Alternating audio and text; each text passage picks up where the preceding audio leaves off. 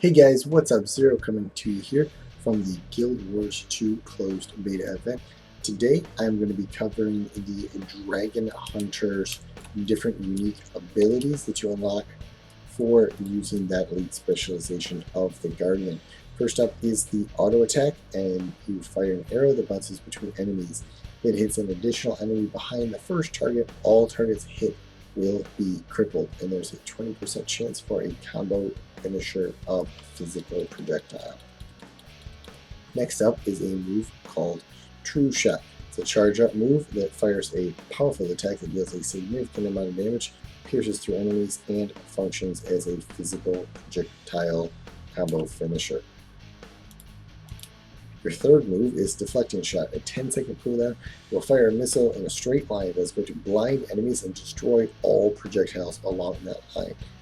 They are starting to put more things in the game that destroy projectiles, and I think it's a really cool thing to see in an MMO. This move also functions as a combo finisher. Next up is Symbol of Energy, a 15-second cooldown, where you fire a slow arcing arrow that's going to explode on impact, causing burn to the people in it, and allies are going to receive a figure when inside of the circle.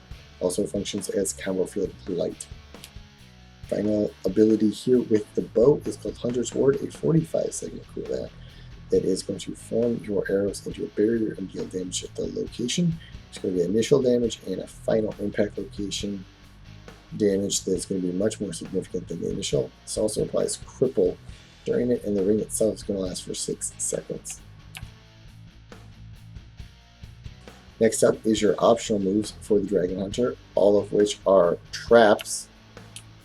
First up is your Heal Purification, a 30-second cooldown trap.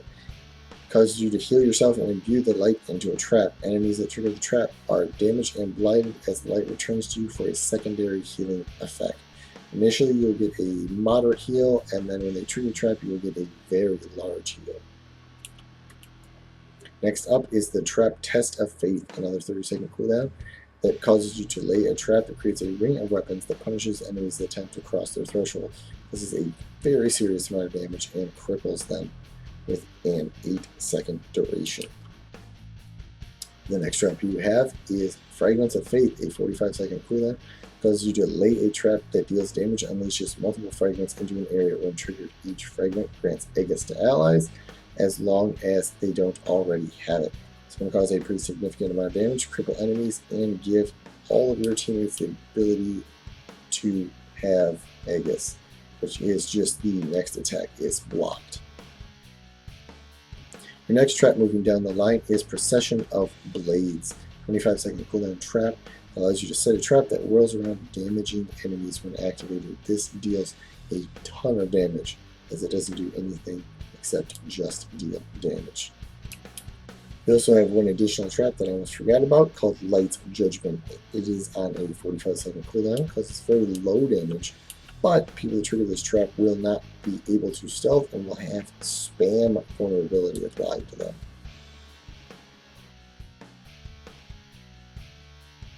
Our final trap is called Dragon's Maw on a 1-minute cooldown. Causes you to lay a trap that pulls in enemies and creates a barrier that holds them in. Trap will again deal pretty significant damage and cause slow on them. It is a new effect in the Guild Wars expansion that will cause their skills and actions to be triggered slower. It's basically just the opposite of quickness. While barrier duration is for 6 seconds. Additionally, as a Dragonhunter, your virtues are going to be transformed a little bit into a little bit more active-based abilities than they are normally. First up is Spear of Justice. The passive remains the same, while the active turns into the ability to hurl a spear of light that passes through foes. Enemies struck become tethered and receive periodic burning. Burning itself is fairly little still, though. Next up, you have Wings of Resolve. The passive again remains the same, but the active is changed to the ability to leap to a target area, healing all allies in that area for a pretty serious amount. Your last ability is Shield of Courage. Again, the virtue portion remains exactly the same. However, the activated portion is going to turn into the ability to create a shield in front of you that blocks projectiles for you and allies, and will grant Aegis in a pulse near you. This also becomes a stun breaker. Alright guys, well thanks for watching. That'll about do it for the Dragonhunter's new abilities. If you like the video, be sure to like, comment, and possibly even subscribe if you like this channel. And let me know what you're thinking in those comments below. And as always, keep it zeroed in right here. And I'll see you guys next time.